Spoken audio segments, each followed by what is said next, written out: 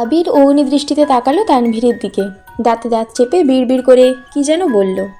কেউ কিছু বুঝল না, কিন্তু তানভীর সশব্দে হেসে উঠল। আবির এবার রাগে ফুঁসতে ফুঁসতে বলল, তানভীর। তানভীর হাসতে হাসতে চেয়ার থেকে উঠে বেসিনের দিকে দৌড় দিল। আবির অগ্নিদৃষ্টিতে তাকিয়ে আছে তানভীরের দিকে। তারপর মাথা নিচু করে প্লেটের খাবারটা কোনো রকম শেষ করে উঠে চলে গেল। এদিকে মেঘ, মিম আর আদি বসে আছে। আদি আর মিম প্ল্যান করছে আবির ভাইয়াকে বলবে কক্সবাজার গেলে ওদের জন্য খেলনা, সাজুনি, শামুক নিয়ে আসতে। মেঘ নিশ্চুপ বসে আছে। আবির ভাইকে দেখার জন্যই এখন সে প্রতিদিন ফজরের সময় ঘুম থেকে ওঠে। রাতে ঘুমানোর আগেও আবির ভাইকে দেখে ঘুমায়। আবির ভাই চট্টগ্রাম চলে গেলে ও থাকবে কিভাবে? মিম হঠাৎ ডেকে উঠল, আপু, ভাইয়াকে তুমি কি আনতে বলবা? মিমের ডাকে ধ্যান ভাঙল মেঘের। একটু হাসার চেষ্টা করলো, তারপর কোমল কণ্ঠে বলল, আমার কিছু লাগবে না। সারাদিন কেটে গেল। মেঘ নিজের মতো কোচিং টিউশন শেষ করে আসছে। মিম আদিও স্কুল থেকে ফিরেছে। আবির 8টায় বাসায় ফিরেছে। ততক্ষণে জান্নাত আপু পড়িয়ে চলে গেছেন। মেঘ বই খাতা নিয়ে নিজের রুমে চলে গেছে। রাত 10টার দিকে চট্টগ্রামের উদ্দেশ্যে বেরিয়ে যাবে আবির। রুমে গিয়ে শাওয়ার শেষ করে একেবারে রেডি হয়ে রুম থেকে বের হলো আবির। মেঘের রুমের দরজার সামনে এসে থামল। দরজা ধাক্কা দিল আস্তে করে। মেঘ বিছানায় উপুর হয়ে শুয়ে আছে। পাশে বই খাতা পড়ে আছে। ফ্যানের বাতাসে পৃষ্ঠাগুলো উড়ছে। জান্নাত আপু যাওয়ার পরই রুমে এসে শুয়েছিল। আবির আস্তে করে ডাকলো, মেঘ। কোনো সাড়া নেই। তাই রুমের ভিতরে ঢুকলো আবির। শান্ত পায়ে এগিয়ে গেল মেঘের কাছে। মেঘের মুখের এক পাশ বিছানায় লেপ্টে আছে। ফ্যানের বাতাসে চুলগুলো এলোমেলো হয়ে উড়ছে। ছোট চুলগুলো বারবার মুখে ঝাপটে ধরছে। লাইটের আলোয় অপর গালটা চিকচিক করছে। আবির বিছানার একপাশে বসল। কিছুক্ষণ সূক্ষ্ম দৃষ্টিতে পরখ করল অষ্টাদশীকে। তারপর গালে হাত রেখে মুখ থেকে ছোট চুলগুলোকে সরিয়ে দিল। দু একবার মাথায় হাত বুলিয়ে দিয়ে চুপচাপ রুম থেকে বেরিয়ে ব্যাগ নিয়ে নিচ চলে আসলো। মিম আর আদি খুব করে বলল, ভাইয়া কক্সবাজার যেও প্লিজ, চাটনি নিয়ে এসো, খেলনা, শামুক আরও অনেক কিছুর আবদার করলো আবির ভাইয়ের কাছে। উত্তরে আবির শুধু বলল, সময় পেলে যাব। খেয়ে 10টা নাগাদ বেরিয়ে পড়েছে আবির। ইকবাল খান আগামীকাল সকাল 8টায় সিলেট যাবেন। আবিরের বাবার কোম্পানি ঢাকার বাহিরে 3টে শাখা আছে, চট্টগ্রাম, সিলেট এবং রাজশাহী। ইকবাল খানকে বেশিরভাগ সময়ই বিভিন্ন জায়গাতে দৌড়াদৌড়ি করতে হয়। কখনো চট্টগ্রাম, কখনো রাজশাহী, কখনো সিলেট। বাকি সময় বাড়িতে থাকলে হেড অফিসে থাকেন। একই সাথে 2 শাখাতে যেতে হলে কখনো কখনো মোজাম্মেল খানকেও যেতে হয়।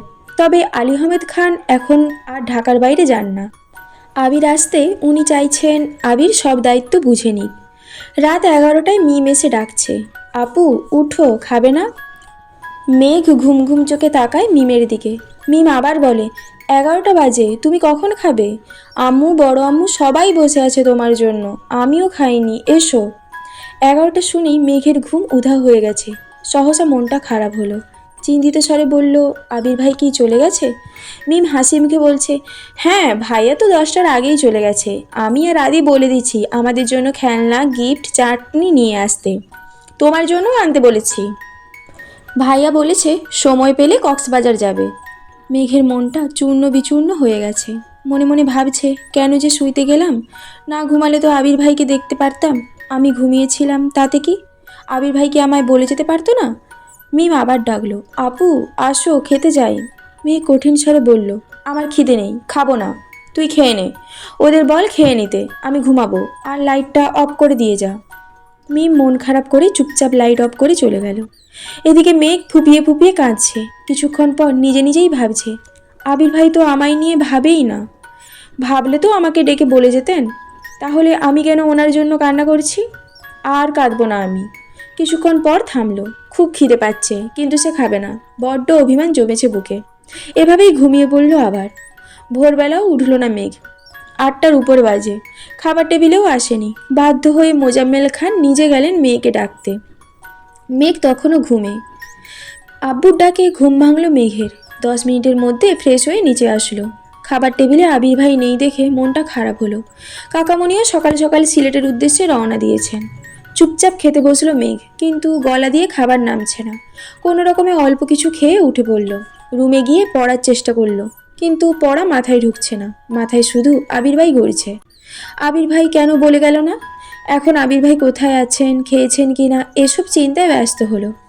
একটু পর ডাটা অন করে ফেসবুকে ঢুকেছে, কিন্তু আবির ভাই নেটে নেই, কোনো আপডেটও নেই। 10 মিনিট পর পর মেঘ ফেসবুক চেক করছে, কিন্তু তাতে কোনো লাভ হচ্ছে না। সারা দিন গেল, এই পড়তে বসেছে, এই আবার ফোন চেক করছে। বিকেল নাগাদ কোনো খবর না পাওয়াতে মন খারাপ করে ঘুমিয়ে পড়ল। আবির চট্টগ্রামে এসে অফিসের কাজে ব্যস্ত হয়ে পড়েছে। বাসা থেকে আবিরের আম্মু কল দিয়ে খোঁজ নিয়েছে ছেলের। এছাড়া মোজাম্মেল খানও কাজের জন্য কয়েকবার কল দিয়েছে আবিরকে। দেখতে দেখতে 3 দিন হয়ে গেল আবিরের চট্টগ্রামে আসা। সাথে অফিসের ঝামেলায় সারাদিন এক মুহূর্তও রেস্ট নিতে পারে না। অফিসের কাজের ফাঁকে 2-1বার বাসায় কল করে আম্মু, মামনি, তানভীরের সাথে কথা হয়। মিম আর আদির এক কথা, ভাইয়া কক্সবাজার যেও প্লিজ, আমাদের জিনিসগুলো নিয়ে এসো। কিন্তু মেঘ যেন নিখোঁজ। আবির বিদেশে থাকাকালীন তানভীর বাসায় না থাকলে যেই মেয়ে একাই সারা বাড়ি মাতিয়ে রাখতো, এখন আবির চট্টগ্রাম, তানভীর সকালে বের হয়ে পার্টি অফিসে আর ফেরে রাত 10টার দিকে।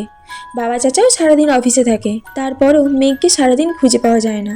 সকালে অল্প খেয়ে যেই রুমে ঢুকে কোচিং থাকলে বের হয়, না হয় 3-4টায় ক্ষুধা লাগলে চুপচাপ এসে খাবার খায়। মাকেও ডাকে না। জান্নাত আপু এসে পড়িয়ে গেলে মেঘ অল্প খেয়ে আবার রুমে চলে যায়, মনমরা হয়ে থাকে সব সময়। আবিরের অফিসের ঝামেলা মোটামুটি মিটেছে। ডিলার প্রোডাক্ট ডেলিভারি দেওয়া পর্যন্ত অপেক্ষা করতে হবে। 2 দিন ফ্রি থাকতে মিম আর আদির কথা মনে করে কক্সবাজারে গেল। এর আগে কখনো কক্সবাজার যায়নি আবির, এটাই জীবনে প্রথমবার। 5 স্টার হোটেলে রুম নিয়েছে। ফ্রেশ হয়ে বের হতে হতে বিকেল হয়ে গেছে। সমুদ্র সৈকতে দাঁড়িয়ে আছে আবির। প্রাকৃতিক সৌন্দর্যের স্পষ্ট রূপ দিয়ে সজ্জিত বিশ্বের দীর্ঘতম সমুদ্র সৈকত কক্সবাজার। কক্সবাজারের সূর্যাস্তের ছবি প্রায় সবাই স্মৃতি হিসাবে রেখেছেন নিজেদের মোবাইল ফোনে বা প্রতিটি বাড়ির দেওয়ালে। আবির সমুদ্রের ঢেউয়ের সঙ্গে গধূলিবেলার সূর্যাস্ত দেখে বিমোহিত। অসংখ্য প্রাপ্তি, ক্লান্তি, হতাশা বিকীর্ণ হয়ে আছে আবিরের মনে। সমুদ্রের পানিতে অস্তমিত সূর্যের অপরূপ দৃশ্য উপভোগ করছে। কিছুক্ষণ পর আবিরের ফোনে কল আসে। পকেট থেকে ফোন বের করে দেখে তানভীরের কল। রিসিভ করে। তানভীর বলল, আসসালামু আলাইকুম ভাইয়া। আবির বলল, আলাইকুম আসসালাম। তানভীর বলল, কোথায় আছো?